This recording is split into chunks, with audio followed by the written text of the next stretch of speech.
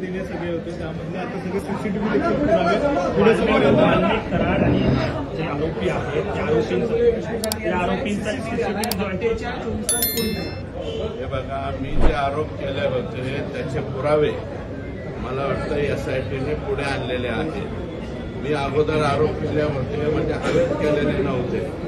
या लोकांचं खंडणी, खून आणि या सगळ्या प्रकरणाशी आकाचा संबंध आहे असं हे या निमित्ताने स्पष्ट होतं. 29 नोव्हेंबरचा हा व्हिडिओ आहे जे कार्यालयात वाल्मिक कराडांच्या हे सगळे एकत्र आले आणि त्याच ठिकाणावरून तो फोन जो आहे तो खंडणीचा केला गेला असंही समोर येतं. आवादा कंपनीच्या शिंदेंना फक्त 29 नोव्हेंबरला इथे नव्हतं, गाडीत घालून पाथर्डीपर्यंत नेलं होतं आणि पाथर्डीपासून मारत पुन्हा आणलं होतं आणि त्याच्यानंतर हे शिंदे सोडून दिला.